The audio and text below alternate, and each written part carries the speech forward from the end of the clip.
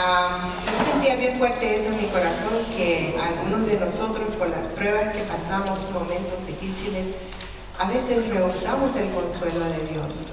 A veces decimos, esto es tan grande, tan difícil, tan fuerte, que mi alma no haya consuelo, no haya paz. Sabemos de Dios, conocemos a Dios, lo hemos experimentado de muchas maneras, pero es como eso, como que rehusamos ser consolados. Y dice que esto nos pasa, que me acordaba de Dios y me conmovía, me quejaba y desmayaba mi espíritu. No me dejabas pegar los ojos, estaba yo quebrantado y no hablaba, consideraba los días del principio, los años de los siglos. Me acordaba de mis cánticos de noche, meditaba en mi corazón y mi espíritu inquiría. ¿Desechará el Señor para siempre y no volverá a hacernos propicio? ¿Ha cesado para siempre su misericordia? ¿Se ha acabado perpetuamente su promesa? ¿Se ha olvidado Dios el tener misericordia? ¿Ha encerrado con ira sus piedades? Y muchas veces en momentos de prueba, cuando no oímos de Dios, cuando vemos que las circunstancias son totalmente abrumadoras, más allá de nuestra propia fuerza y entendimiento, sí nos cuestionamos muchas cosas así. Pero el salmista tomó una decisión, y yo creo que es lo que Dios quiere que hagamos hoy. Dice, ¿y enfermedad mía es esta? Estaba reconociendo que realmente él se estaba cuestionando demasiado y eso se estaba volviendo una enfermedad en él. Traeré pues a la memoria los años de la diestra del Altísimo. Me acordaré de las obras de Jehová. Sí, haré yo memoria de tus maravillas antiguas.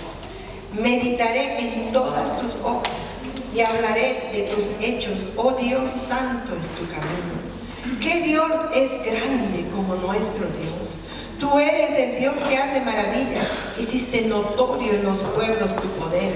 Con tu brazo redimiste a tu pueblo, a los hijos de Jacob y de José. Te vieron las aguas, oh Dios, las aguas te vieron y temieron. Los abismos también se estremecieron. Las nubes echaron inundaciones de aguas.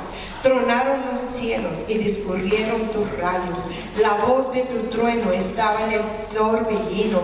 Tus relámpagos alumbraron el mundo, se estremeció y tembló la tierra. En el mar fue tu camino y tus sendas en las muchas aguas, y tus pisadas no fueron conocidas. Condujiste a tu pueblo como ovejas por mano de Moisés y de Aarón.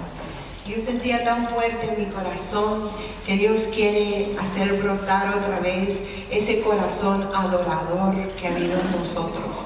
Ese corazón que no se queda mirando las circunstancias, pero que levanta sus ojos y en adoración empieza a exaltar y a reconocer la mano de Dios en medio de sus circunstancias. Y hoy el Señor quiere eso, que tú levantes tus ojos y te acuerdes de sus maravillas.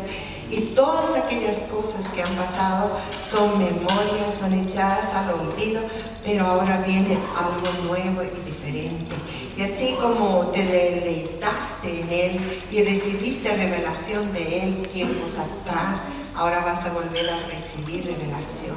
Tus ojos se abrirán, tus oídos entenderán y empezarás a tener un corazón adorador otra vez, dice el Señor. Yo te voy a levantar, te voy a poner esa mirada en mí y vas a aprender a ver otra vez de una manera diferente de lo que hasta ahora has estado viendo. Amén. Y yo declaro eso sobre tu vida y va a ser un corazón adorador que se deleita en Él y que empieza a olvidar todo aquello y entrar en la plenitud de lo que Dios tiene para nosotros, porque Él tiene cosas buenas, ¿no? Todavía no hemos visto, y especialmente los que estamos perseverando en los caminos del Señor, no hemos visto todavía todo lo que Dios tiene. Así que hemos empezado bien y vamos a acabar bien nuestra carrera en el nombre del Señor. Amén. Que Dios los bendiga. Amén. Aleluya. No escuché nada de lo que dijo, pero sí.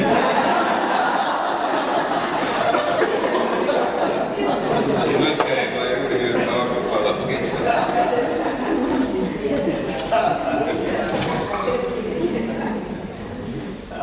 Bueno.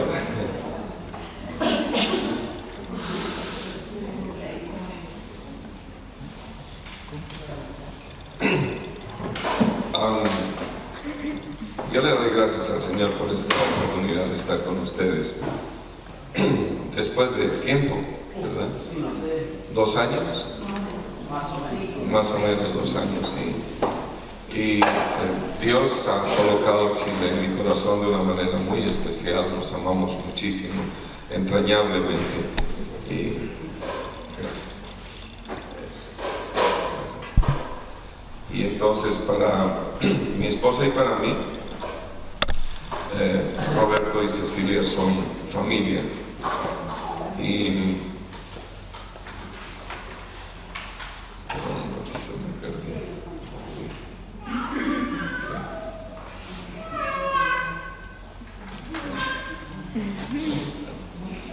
Entonces, y ustedes son familia, nosotros. Y entendemos que en el propósito de Dios, Dios nos ha juntado para cumplir un destino de una misión que nació hace más de 2000 años atrás y que en este tiempo y en esta época es nuestro tiempo y es nuestra época. Es el momento para el cual Dios nos ha preparado, nos ha creado desde la eternidad para que vivamos esta vida que estamos viviendo. Y al vivir la vida que estamos viviendo, es la intención de todo buen cristiano que entiende, luego de que es salvo, luego de que es perdonado, restaurado, redimido, restituido, entiende que Dios tiene algo. Siempre, casi siempre que se está evangelizando, se le dice a las personas: Dios tiene un propósito para tu vida, ¿verdad? Dios tiene un propósito. Y he conocido muchos cristianos que viven su vida cristiana con un signo de interrogación en su vida y dicen: ¿y cuál es el propósito de Dios para mi vida? Están en la iglesia 5, 10, 15, 20, 25 años y todavía saben que hay un propósito, pero nunca terminan de saber cuál es el propósito. Y al final, cuando se van a la presencia del Señor, no saben si han cumplido o no su propósito. Y entonces esa se vuelve una gran motivación que termina siendo muchas veces una interrogación y que uno llega con incertidumbre a la presencia del Señor. No creo que ese sea el propósito de Dios para que nosotros vivamos nuestra vida cristiana. Pero estamos viviendo el tiempo que vivimos con un propósito divino, eterno, y debemos cumplirlo. Y está descrito y está definido en la palabra de Dios. Y para mí se resume en una palabra, como decía bien Oriana, a veces uno piensa que pasan los años. Yo estoy en el Evangelio ya 43 años, más años que años de vida que algunos de ustedes tienen. Estoy en el Evangelio, estoy sirviendo al Señor. Y uno pensaría que pues ya a esta edad como que no hay mucho más que pueda aprender, ¿verdad? No hay mucho más que pueda uno hacer. Ya más bien se siente como que con derecho, porque ya estoy viejo, ya conozco y he pasado y he caminado en la fe, como que más o menos le puedo decir a la gente lo que le va a pasar, lo que va a venir, y lo que están haciendo bien y lo que están haciendo mal. Entonces, por el solo hecho de la edad, a veces uno se siente con cierta autoridad, pero Dios siempre lo sorprende a uno y nos trae cosas nuevas, viejas. De las cosas viejas Dios las hace nuevas, y a veces uno tiene que redescubrir lo viejo con un nuevo énfasis y de una nueva manera, de tal manera que el entusiasmo y la emoción de tener a Cristo y de vivir el Evangelio, a pesar de que estés 4 o 5 décadas en el Evangelio, sea nueva cada vez.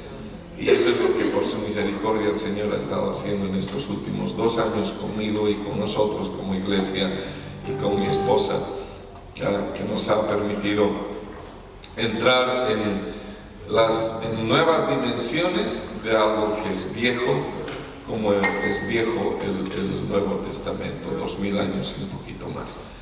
Y en ese sentido es mi oración de que el Señor me permita comunicar a ustedes ese nuevo fuego, ese fresco rejuvenecimiento de la visión, ese nuevo entusiasmo, y Dios quiera que podamos todos encontrar el propósito por el cual Dios nos ha creado, el por qué vivimos en este tiempo, el por qué somos lo que somos, el por qué pensamos como pensamos y por qué Dios nos hizo como nos ha hecho. Y quiera el Señor que me permita animarles y motivarles de modo que estemos listos una vez más para tomar el mundo en el nombre de nuestro Señor Jesucristo. Así que si me acompañan a orar y pedirle al Señor que me ayude y les ayude a ustedes para escuchar lo que Él dice y me ayude a decir a mí lo que Él quiere decir. Padre, en el nombre de Jesús estamos reunidos en tu nombre. Y no hay nada más importante que tu nombre. Y no hay nada más importante que tu reino sobre nosotros. Y yo te doy gracias por todos y cada uno de estos preciosos hijos tuyos que están aquí, Señor, reunidos para escucharte. Padre, te ruego, te suplico que me des tus pensamientos y tus palabras y que me permitas comunicarlos, Señor, a ellos como a ti te agrada, Padre. Señor, en el nombre de Jesús, yo renuncio voluntariamente a lo que son mis ideas y mis conceptos, porque quiero transmitir tu consejo, Señor. Porque no queremos palabra de hombre mortal, limitada, temporal, Señor. Queremos palabra tuya eterna. Padre, háblanos, Señor. Ministranos, despierta en nuestro espíritu lo que necesita despertar. Imparte, Señor, en nuestro espíritu lo que necesitamos recibir. Señor, comunícanos tu verdad y tu visión para este tiempo. Ubícanos, Señor, haznos conectarnos en el río de tu espíritu, Padre, para que podamos fluir en lo que tú estás haciendo en este tiempo, Señor. Ayúdanos a encontrar la ola que tú estás moviendo para subirnos en esa ola, Señor. Y Padre, ir en esa ola alcanzando todas las costas que tienes preparadas para nosotros. En el nombre de Jesús, Señor, tomo autoridad en este lugar, Padre. Señor, tomo autoridad sobre principados y potestades de tinieblas, Señor, y declaramos, Padre, y plantamos la bandera de Cristo en este lugar. La autoridad del nombre del Señor. De Jehová es la tierra y su plenitud, y esta tierra es de Jehová y del Señor Jesucristo. Y plantamos autoridad y señorío de Jesucristo en este territorio. Y oramos, Señor, tu protección continuada, Padre. Que hagas un cerco alrededor nuestro, Señor, con tus ángeles preciosos. Y tu espíritu de revelación y de gloria esté con nosotros. Padre, te pedimos, Señor, que de manera sobrenatural tu Espíritu Santo, Señor, conecte con nuestro espíritu y vacíe y derrame del conocimiento de ti, Señor Jesucristo. Que nos hables, que nos ministres, Señor. En el nombre de Jesús adoramos y abrimos nuestra mente para que conecte, Señor, Padre, esos 18 centímetros entre nuestro cerebro y nuestro corazón, Señor. Y Padre, podamos escuchar tu voz, porque tus ovejas oyen tu voz. Abrimos nuestra mente, nuestro corazón y nuestra voluntad a tu guía, Señor, en el nombre precioso de Jesús. Amén. Aleluya. Por favor, enciendan sus Biblias en Mateo 28, 18. Y los que tienen papel, ábranlas en Mateo 28, 18.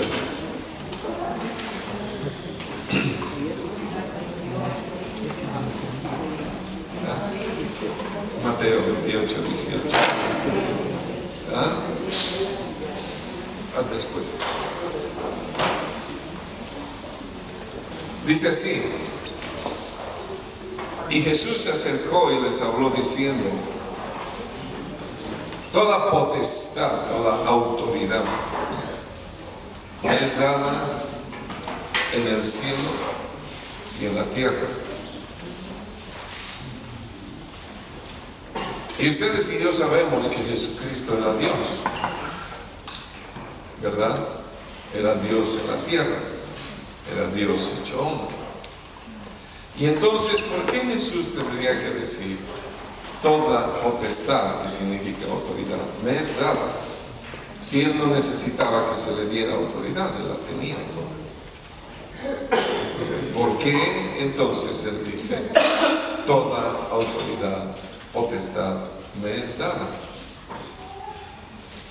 Porque estaba hablando como hombre. Porque estaba hablando como alguien que había recuperado algo que se había perdido. ¿Y qué es lo que se había perdido? Se había perdido la autoridad que Dios le dio al hombre. En Hechos, en Romanos, capítulo 13, dice: toda autoridad, sujetémonos a todas las autoridades establecidas por Dios, porque toda autoridad ha sido dada por Dios, toda posición de autoridad ha sido dada por Dios. Cuando Dios creó al hombre, creó a Adán y Eva, y el Señor le habló, Jehová Dios el Padre le habló a Adán y a Eva y les dijo: creced y multiplicaos y sojuzgad la tierra, ¿verdad? Le dijo a Adán y Eva que sojuzgaran la tierra, que reinaran sobre la tierra. Les dio autoridad sobre la tierra. ¿Por qué les dio autoridad sobre la tierra? Porque en el principio la tierra estaba desordenada y vacía. ¿Por qué la tierra estaba desordenada y vacía? Si Dios es un Dios de orden y todo lo que Dios crea es ordenado, ¿por qué la tierra estaba desordenada y estaba vacía? Y no había autoridad en la tierra. Alguien la desordenó. Alguien la desordenó. Y quien desordenó esa tierra fue Satanás. ¿Por qué la desordenó? Porque en la eternidad Satanás fue creado, y fue creado Luzbel, un ser hermoso, precioso. Era un sacerdote, él era encargado de lo que era la adoración en la creación, en toda la creación de Dios. Era tan bello y era tan perfecto que la música fluía en él. Era el encargado de toda la adoración delante de él. Y como ustedes y yo sabemos, llegó un momento en que él se ensimismó en la belleza de la creación que Dios hizo en él, que dijo: soy tan bello, soy tan hermoso, soy tan influyente y tengo tanta autoridad que tengo que estar más arriba que Dios, que tengo que voy a colocar mi casa y mi morada por encima de Dios. Y en su engaño y en su carisma arrastró una tercera parte de los ángeles y una tercera parte de las estrellas. Y ahora esta es mi interpretación. Cuando Dios se enteró y supo que hubo esa sublevación, esa revolución en la creación, la palabra de Dios dice: airaos, pero no pequéis. Dios se encendió en ira y en un acto de autoridad, de establecimiento de autoridad, echó a Satanás de su presencia. Desfiguró su hermosura y su belleza, y Satanás cayó estrepitosamente en la tierra y creó el abismo, las tinieblas y el desorden y la ausencia de luz. Tinieblas es ausencia de luz. No fue juzgado Satanás en ese momento, fue expulsado, fue arrojado de la presencia de Dios y cayó en el planeta Tierra y se convirtió en su reino de tinieblas, en el caos de tinieblas. Y entonces Dios inició un plan y un proceso. Y dijo, necesitamos juzgar y condenar a Satanás. Y Dios simplemente podría usar los argumentos que fueran necesarios, condenar y acabar con la rebelión y terminar. Pero Él dijo, no, vamos a hacerlo de otra manera. Vamos a crear un ser que sea inferior a Satanás, un poco menor a los ángeles, que lleve nuestra imagen y nuestra semejanza, y lo vamos a plantar allí en la tierra donde cayó Satanás, y lo voy a plantar allí. Y allí voy a crear un jardín y voy a colocar a este ser en este jardín. Y voy a darle la autoridad a este ser para que él gobierne y juzgue la tierra y ejerza mi autoridad en ese planeta y ordene lo que Satanás desordenó. Ese fue el plan de Dios. Y entonces creó al hombre. Hace unos días hablaba con mi esposa, estuve estudiando la palabra y me di cuenta de algo y les hago la pregunta. Cuando Dios creó a Adán y a Eva, ¿los creó eternos o los creó temporales? ¿Eternos? ¿Cuántos dicen que los creó eternos? ¿Cuántos dicen que los creó temporales? Uno, valiente. ¿Sabes por qué? Yo creo que no los creó eternos. Y la razón por qué creo que no los creó eternos es porque puso en medio del jardín el árbol del conocimiento del bien y del mal y el árbol de la vida. Y cuando Adán y Eva pecaron y desobedecieron, el Señor los echó del jardín porque dijo, no sea que coman del árbol de la vida y también sean eternos y no mueran y no haya posibilidad de redención. Yo creo que los creó temporales, pero ahí surge otra pregunta muy grande. Si los creó temporales, ¿cuánto tiempo iban a vivir? Si los creó temporales, ¿iban a morir o iban a dormir? Yo creo que iban a dormir. Y yo creo que los creó temporales por la misma razón por las que creó a Satanás, porque cuando Satanás se rebeló, siendo Satanás y los ángeles que cayeron eternos, y ya no había posibilidad de redención para ellos, porque su pecado es eterno. En cambio, Dios creó al hombre y lo creó sin que sea eterno, porque Dios lo creó con la intención de que el hombre sea libre, tenga la libertad de escoger y servirle, no sea un robot totalmente dependiente y condicionado y predestinado por Dios para hacer lo que tenga que hacer, sino que lo creó un ser maravilloso y hermoso, que pudiera ser independiente y pudiera ejercitar su propia voluntad, lo cual significaba un riesgo porque tenía la posibilidad de escoger lo que no era la voluntad de Dios.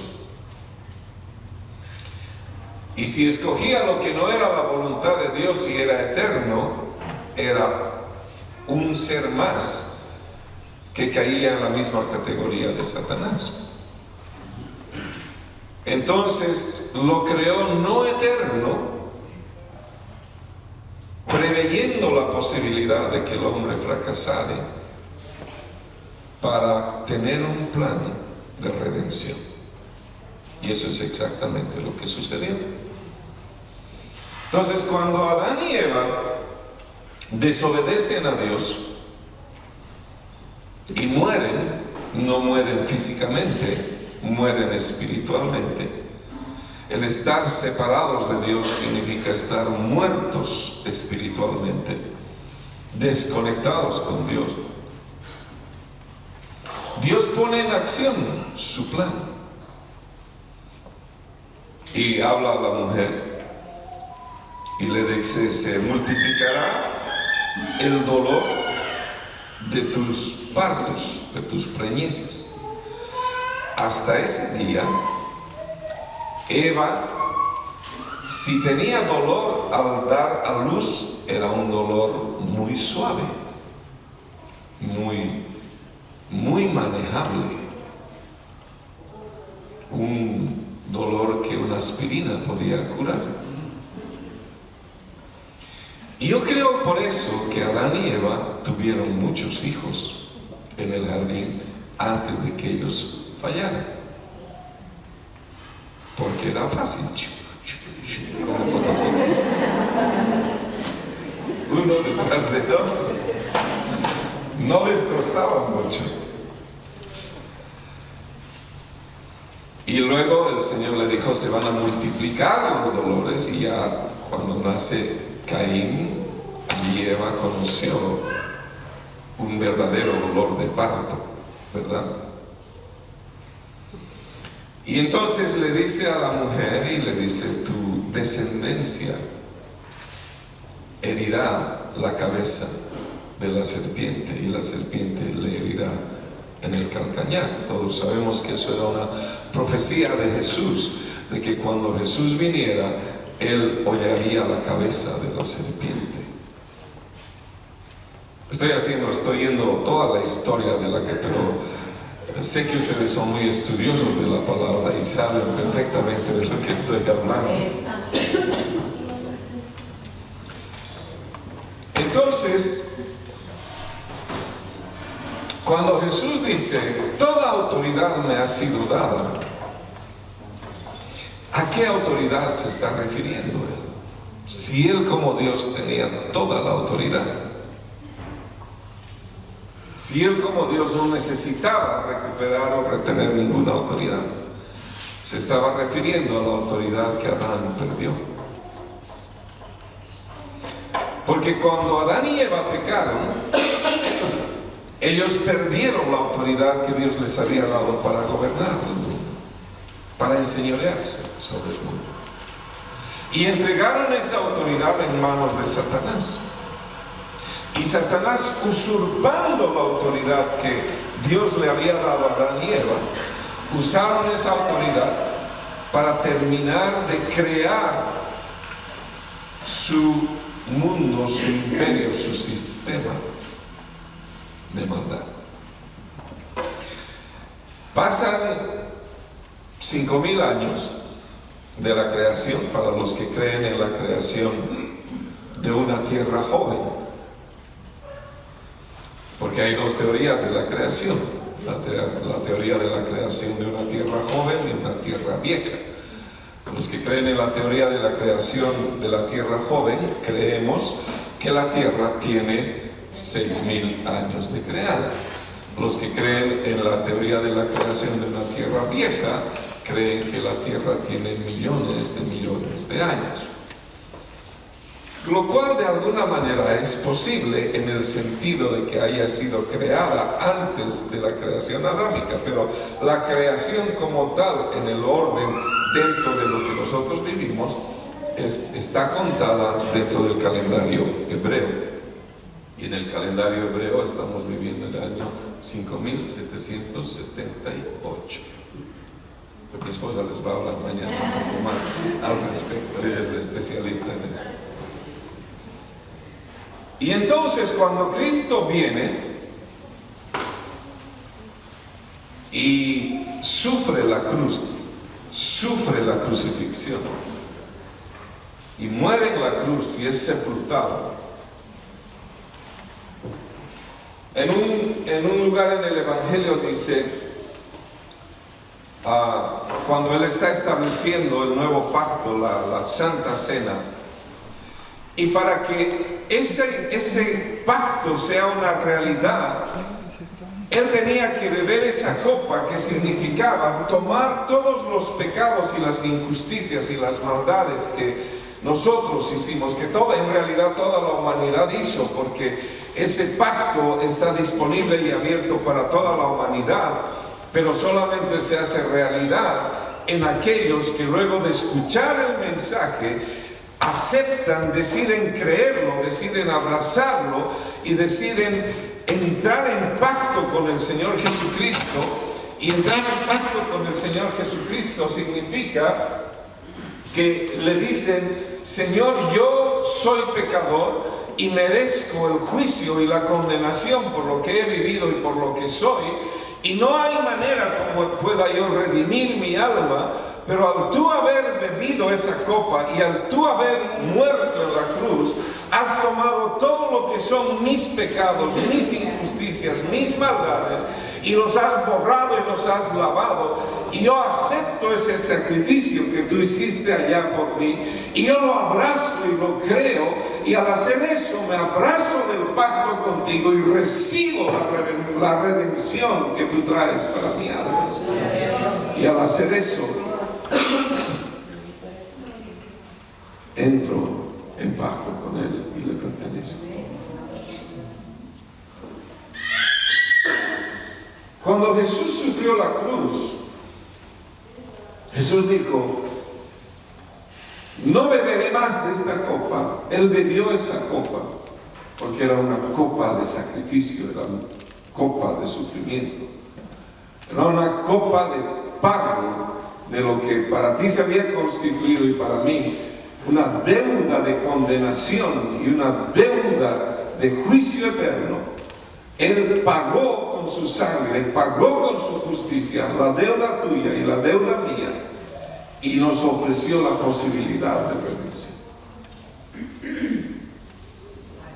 Pero dice la palabra que Jesús en la cruz anuló el acta de decretos que había en contra nuestra. Y cuando la palabra habla y dice el acta de decretos, ¿qué es un decreto? Bueno, primero, ¿qué es un acta? Los que de alguna manera han estado alguna vez en un directorio de alguna organización, de un club, de algún comité, todos saben que en las organizaciones se toman actas. Las actas son los documentos legales de los puntos tratados en esa reunión. Y esa acta se convierte en la ley, en la determinación, en las decisiones finales que van a regir esa organización. Entonces, un acta es un documento legal que gobierna cualquier tipo de organización, iglesias, etcétera, etcétera. Entonces, un acta es un documento legal. Un decreto, ¿qué es un decreto? Un decreto es una expresión de una persona con autoridad que sentencia un hecho y que tiene la autoridad para decretar esa sentencia sobre una persona o una situación. Entonces, cuando en Colosenses el apóstol Pablo dice: había un acta de decretos en contra de nosotros, significa que había un documento legal por el cual, en ese documento legal, estaban escritas de manera legal todas las cosas que tú y yo habíamos cometido, que le daban derecho a Satanás para ejercer autoridad sobre tu vida y sobre mi vida, para esclavizarnos. Y al él demostrar el derecho legal que él tenía el derecho para decretar con autoridad cuál debiera ser tu destino eterno y el destino eterno mío. Entonces, hermanos, nosotros estábamos legalmente perdidos, porque Satanás tenía todos los argumentos y los documentos necesarios para que tú y yo seamos condenados. Y tú y yo le dábamos esos derechos y esa autoridad legal a él, a nosotros vivir una vida de pecado, alejada de Dios. al haber usado nuestra libertad, la libertad de nuestra voluntad, para entregársela a Satanás y el gobierno sobre nosotros. Y nos convertíamos en esclavos del pecado. Entonces, cuando Cristo bebe esa copa, habla a los discípulos y les dice: no voy a beber más de este fruto de la vid hasta que esté en el reino de mi Padre. Él estaba diciendo: estoy bebiendo esta copa de sacrificio una vez, pero la próxima vez que la beba, cuando esté en el trono de mi Padre, en la presencia de mi Padre, ya no va a ser una copa de sacrificio, va a ser una copa de celebración, porque la beberé no solo yo, pero la beberé con los millares de hombres y mujeres que hayan visto y hayan abrazado mi copa del sacrificio y hayan aceptado el sacrificio que hice por ellos y hayan vivido en pacto conmigo, y cuando haya vuelto yo a la tierra me los recoja y me los lleve y los arrebate de la muerte, los resucite en un abrir y cerrar de ojos, los transforme por el poder del Espíritu Santo, y los que estén vivos todavía allí mismo serán arrebatados y transformados, y la eternidad los envolverá, y los llevaré en la presencia, y entraremos y celebraremos las bodas del Cordero, donde levantaré la copa una vez más, y esta vez no será una copa de sacrificio ni de sufrimiento, sino será la copa de celebración y de victoria. Aleluya. Y hasta que eso suceda, cada vez que bebemos de esa copa y comemos de ese pan, recordamos lo que Cristo hizo y recordamos hacia dónde vamos. Hacemos memoria de Cristo históricamente por lo que Él hizo para nosotros, y proféticamente por lo que Él hará si perseveramos hasta el fin.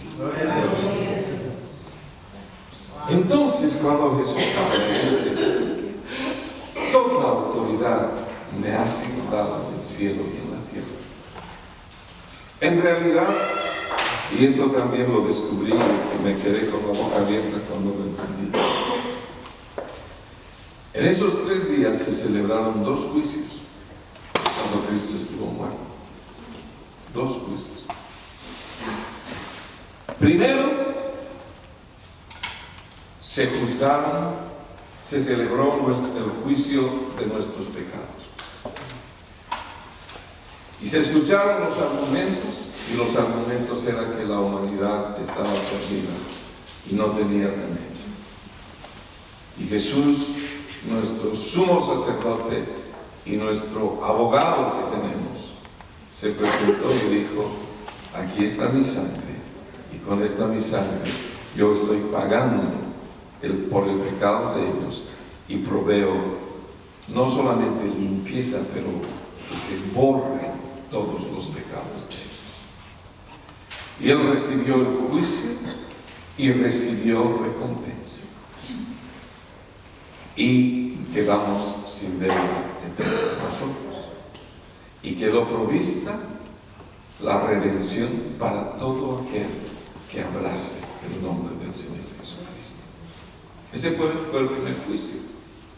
Pero el segundo juicio que se llevó a cabo fue cuando se agarró, se tomó a Satanás, que reinaba por la muerte, con el poder de la muerte.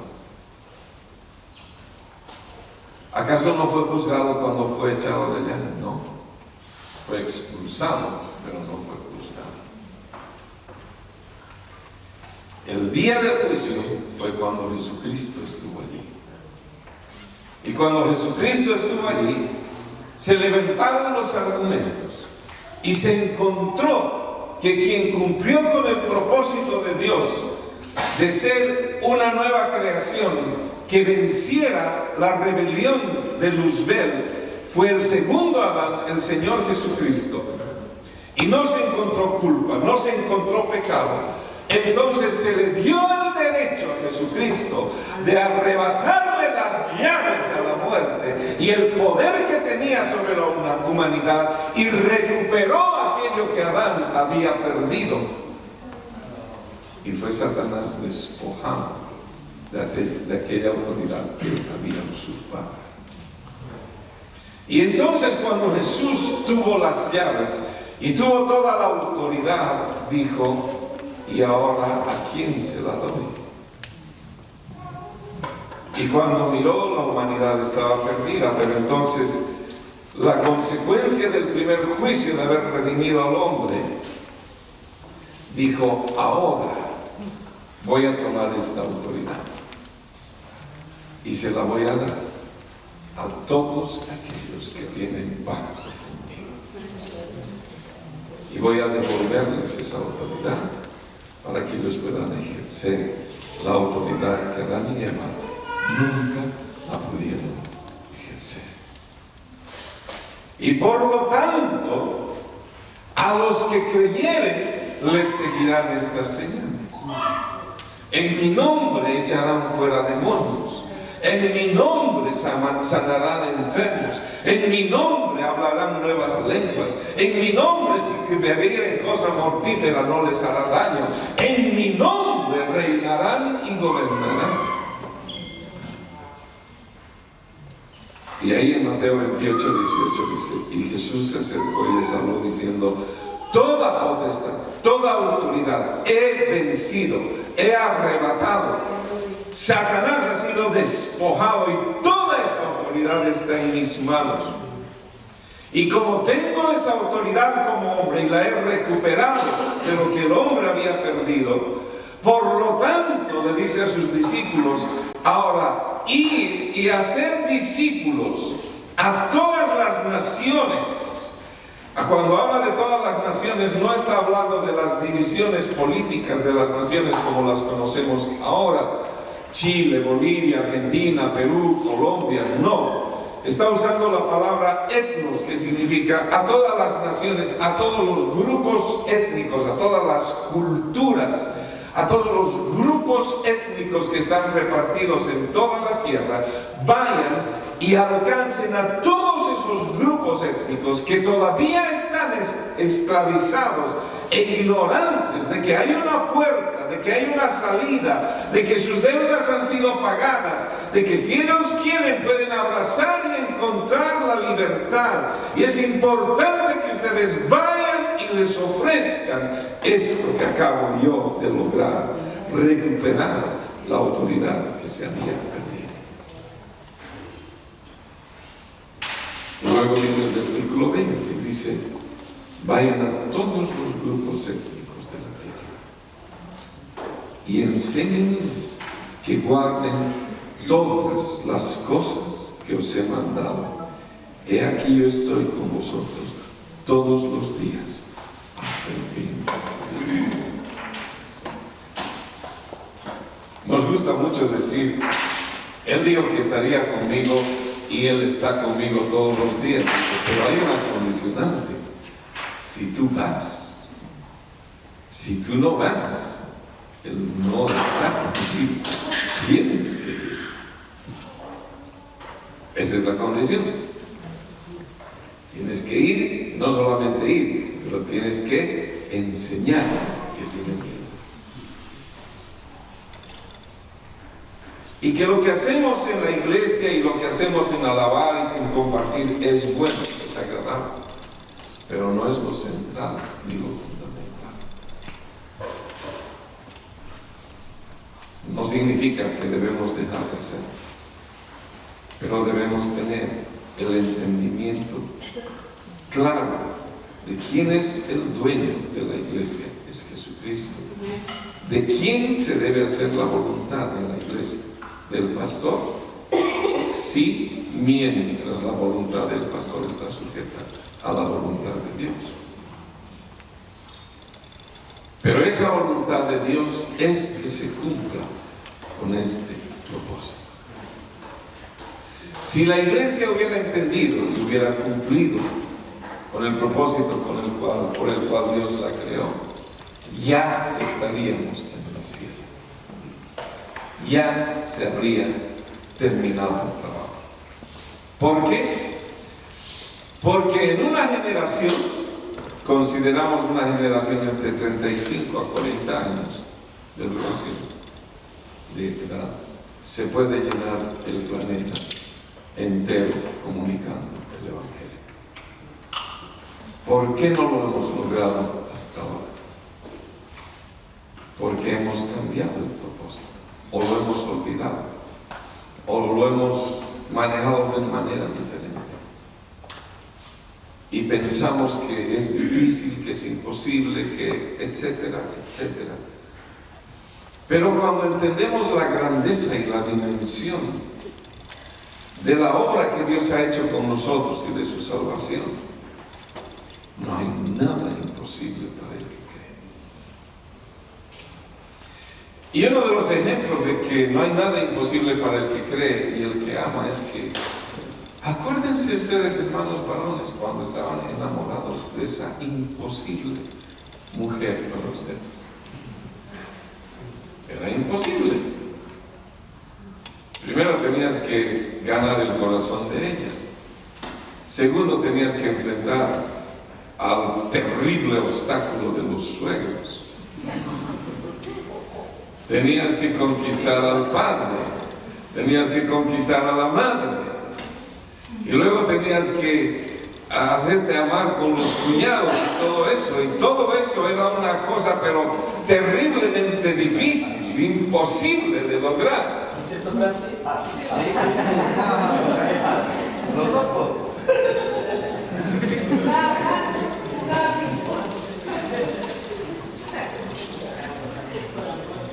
Y estás dispuesto a hacer lo que sea para conquistar el corazón de ella. Allá yo tengo muchos solteros y yo los veo, y cuando están en su vida de soltero, pues están mal vestidos, están descuidados. Y cuando un día aparecen bien bañaditos, bien peinados, oliendo rico, y se me presentan, y siempre les digo, ¿cómo se llama ella?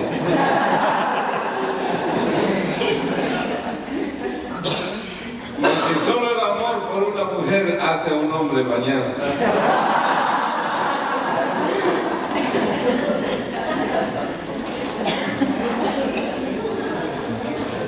Y lo vuelve tierno, lo vuelve amoroso, lo vuelve romántico, lo vuelve dulce, lo vuelve todo lo que ella necesita hasta que conquiste el corazón de ella. Y por amor hacemos. Yo tengo un dicho, no sé si el Señor me lo validará en la eternidad, pero hay dos cosas que cambian al hombre: el amor de Dios y el amor de una mujer. Son dos cosas que transforman la vida del hombre.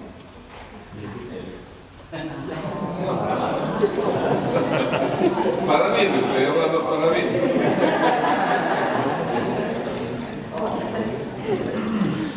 Entonces, uno está dispuesto a no comer, uno está dispuesto a no dormir, uno está dispuesto a aguantar parado en la esquina, frío, lluvia, viento, hambre, suegro, suegra, perro, gato, lo que sea, hasta que ella salga, te sonríe, agarre tu mano congelada y camine contigo un par de cuadras y tú te sientas el rey del mundo porque tomaste la mano de tu amada y de tu preciosa. ¿Verdad? Está dispuesto a hacer lo que sea. Y la iglesia le dice al Señor Jesucristo: dame dinero, dame esto, dame aquello, y tal vez voy a hacer. ¿Será que la iglesia ha perdido su primer amor? ¿Será que no está enamorada de aquel que la amó? ¿Será que ha olvidado el sacrificio de amor eterno que Él hizo? ¿Será que ha olvidado esa copa que Él ha bebido, tragando todas las injusticias y los pecados, amándonos con amor eterno? De tal manera amó Dios al mundo que dio a su Hijo unigénito. El sufrimiento en la cruz no fue el sufrimiento físico, no fue Él. Si hubiera sido el sufrimiento físico, Él sería más débil que aquellos mártires que murieron con una sonrisa y con un gozo de entregar sus vidas por Cristo. El sufrimiento que Cristo sufrió fue el sufrimiento eterno de sentir la separación de Dios su Padre. Jamás por la eternidad el Hijo se había separado del Padre. Nunca por la eternidad sabía que era estar distanciado del Padre y del Espíritu. Y por un momento en la cruz Jesús habló y dijo: Padre, ¿por qué me has abandonado? Ese era el sufrimiento que él temía, sentirse separado y distanciado de la eternidad gloriosa de Dios. La iglesia pareciera que ha olvidado la inmensidad y la dimensión de lo que significa eso. Y pareciera que no estuviera enamorada más de su Señor. Y pone excusas para no cumplir con la comisión que el Señor le da. Pero Dios y su amor eterno nos ama con un amor tan grande que en cada generación y en cada tiempo despierta otra vez, derrama de su Espíritu y nos hace ver y nos invita a amarle con la pasión que ama un corazón enamorado y esté dispuesta a sufrir frío, hambre, muerte, persecución, desnudez, abundancia, escasez, enfermedad, ni la vida ni la muerte, nada la pueda separar del amor de Cristo, mientras va y le ama a una humanidad que no conoce del que ama su alma. Habla y va y muestra con una autoridad sobre el infierno, con una autoridad sobre los demonios, con una autoridad sobre la muerte, con una autoridad de gobierno, para llegar, conquistar, para no implementar un totalitarismo ni autoritarismo, sino implementar el reino de justicia, de redención y de amor del Dios Padre Todopoderoso, y añadir a los millones de millones que ocuparemos esa mesa cuando Jesús tome una vez más esa copa y diga, levantando la copa: ha valido la pena, ha terminado el trabajo, mi iglesia ha cumplido su trabajo, y tú y yo somos responsables de hacer eso. Y en lo que queda del tiempo, hoy día y esta tarde, quiero compartir con ustedes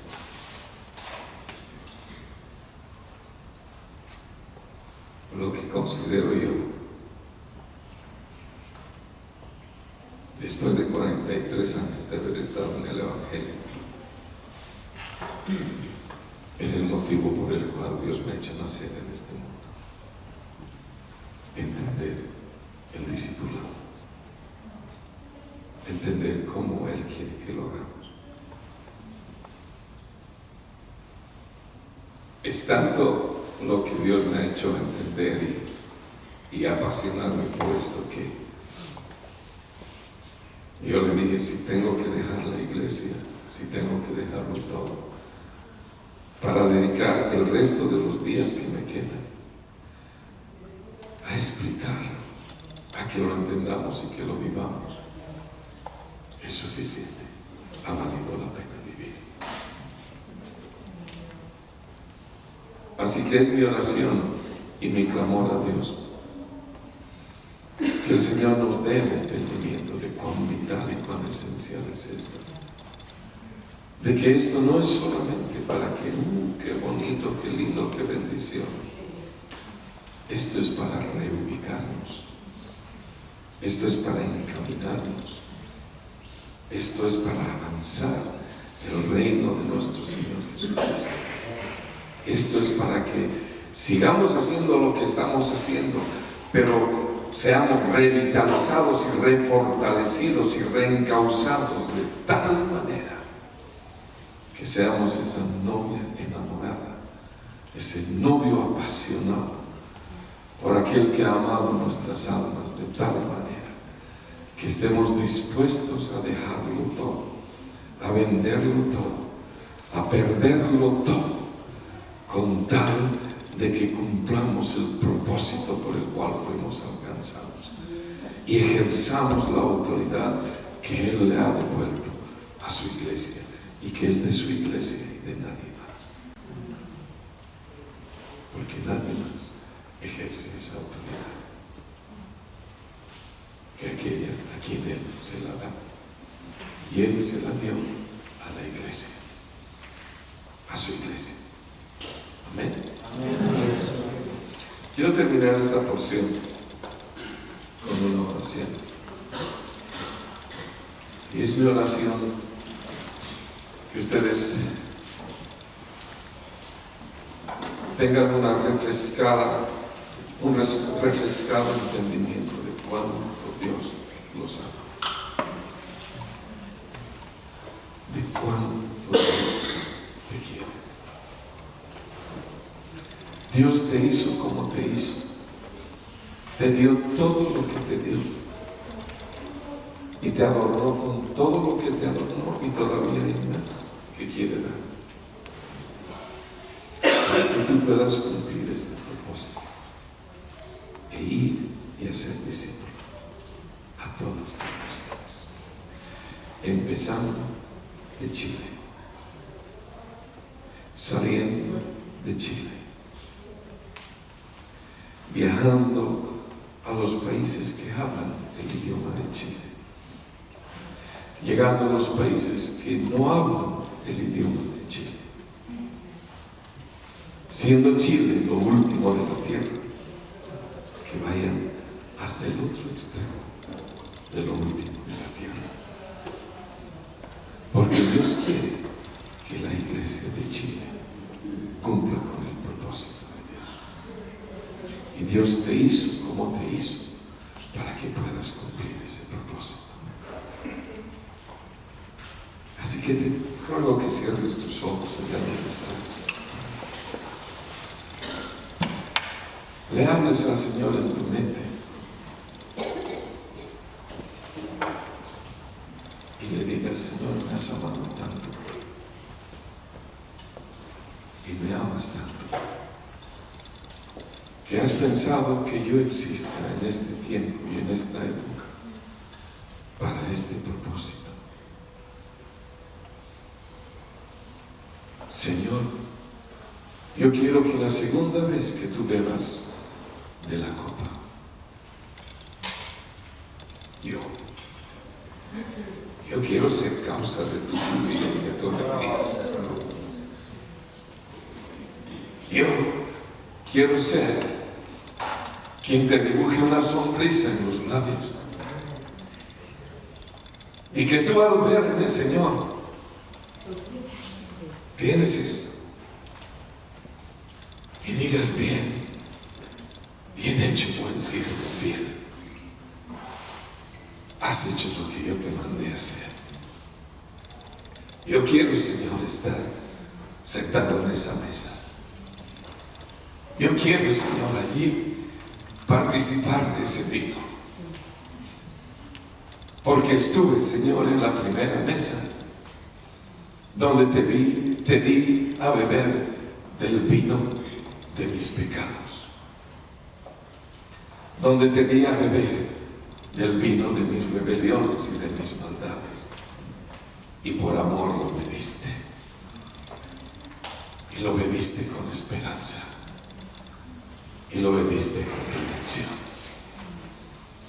Ahora, Señor, yo quiero en memoria de ti renovar mi pacto, Señor, y decirte: yo quiero estar en esa mesa Yo quiero llegar a ese día. Y ahí, Señor, ser causa de tu júbilo y de tu alegría. Y ser causa de que tú digas las palabras: ha valido la pena. Mi iglesia lo ha hecho. Mi iglesia lo ha cumplido. Para eso, Señor, yo abrazo una vez más mi pacto contigo. Yo renuevo, Señor, mi pacto contigo. Recibo de ti, Señor, la autoridad que me quieras dar.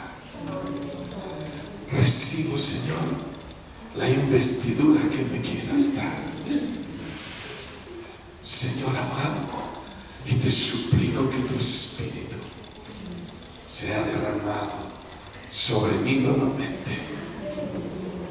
Y Señor, me devuelvas el primer amor. Amén, Señor.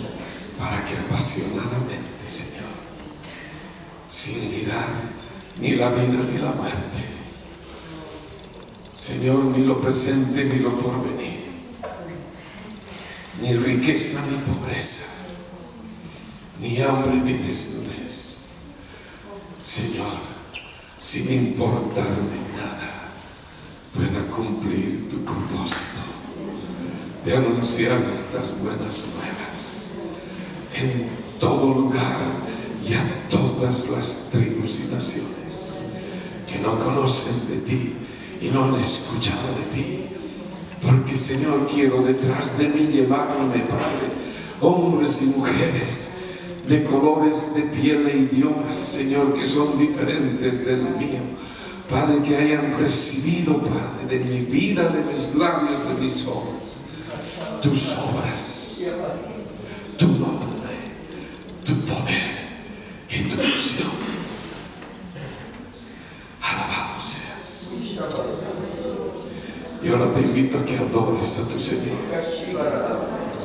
y le hables y comprometas con tu Dios tu vida una vez más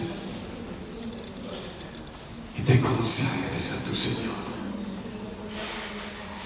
con todo tu corazón. Adora, levanta tus manos, ministra a tu Señor. Dile: Señor Jesús, yo quiero ser la causa por la que tú digas: ha valido la pena, ha valido la pena beber la copa de la ira de Dios. Ha valido la pena, porque beberemos la copa de la victoria de nuestro